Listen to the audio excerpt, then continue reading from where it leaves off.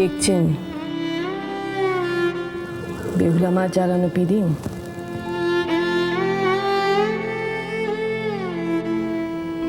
কি মনে হয় তোমার সনকা? বেহুলা মা কি সত্যি ফিরবে?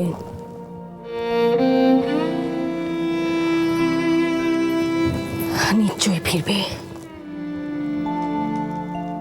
মেয়ে মানুষের ক্ষমতার ওপর আপনার বিশ্বাস কমে যেতে পারে, ভরসা না থাকতে পারে, কিন্তু বেহুলা মার সত্যির উপর আমার ভরসা কমে নেই। কি করে এমন ভরসা করছো সনকা? মেয়ে মানুষ যে,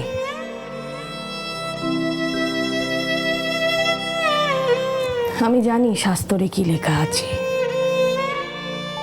স্থির বুদ্ধি নাকি বিনাশ ডেকে আনে।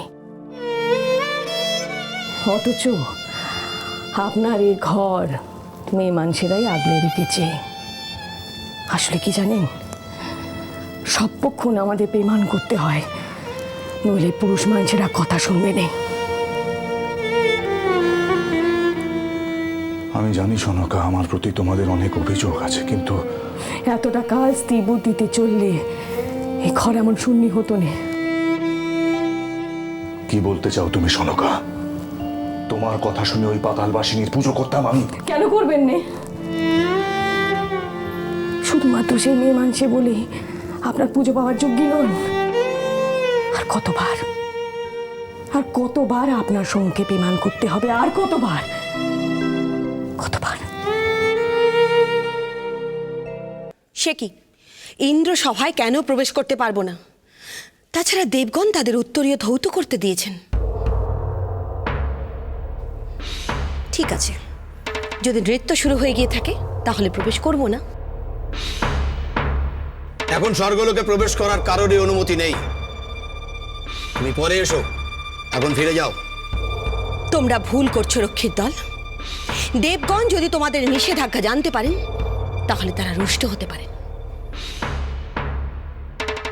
নারায়ণ নারায়ণ, নেতি ধোপানি স্বর্গে প্রবেশ করার চেষ্টা করছে মনসার সহোদরা, আর অন্যদিকে ইন্দ্রের সভায় বেহুলা।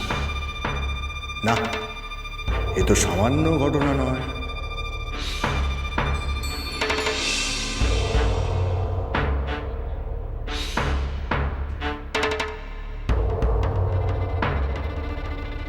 নারায়ণ নারায়ণ, প্রণাম দেবী।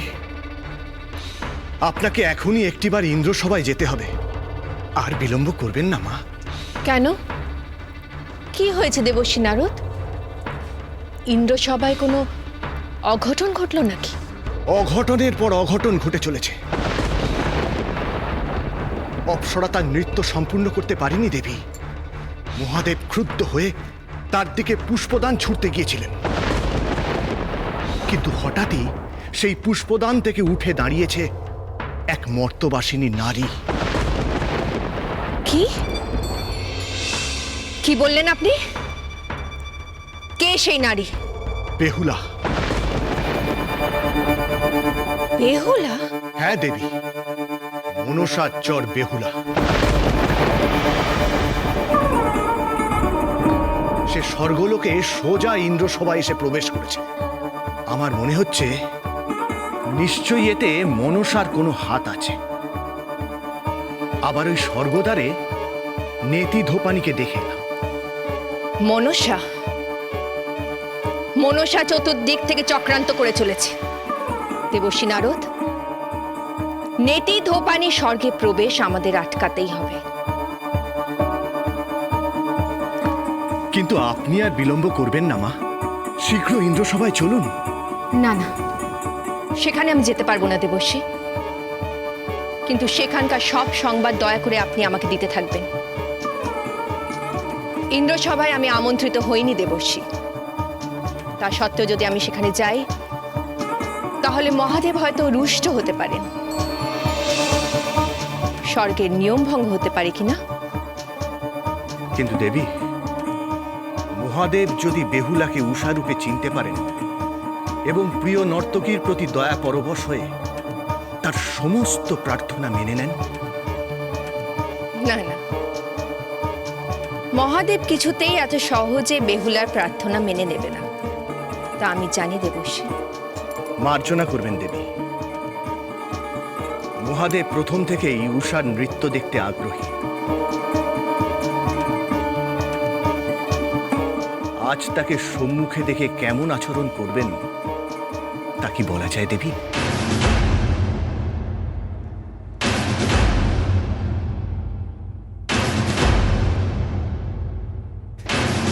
নারায়ণ না।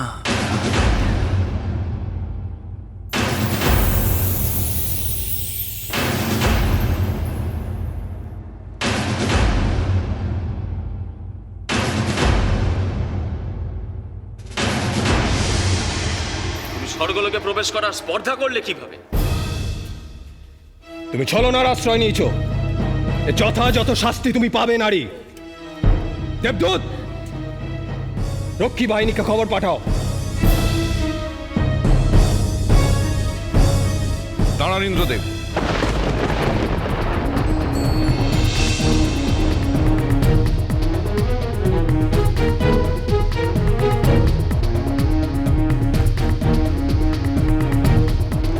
এ বিষয়ে আমার কিছু বক্তব্য আছে।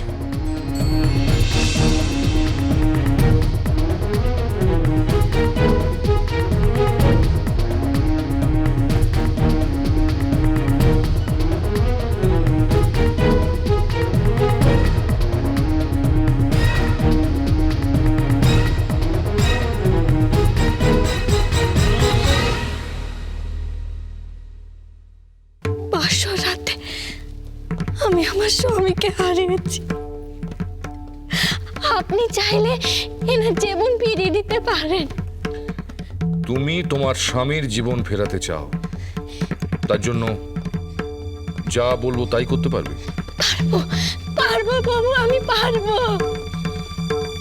এই ইন্দ্র সভায় সমস্ত দেবতার সম্মুখে তোমাকে নৃত্য প্রদর্শন করতে হবে, পারবে?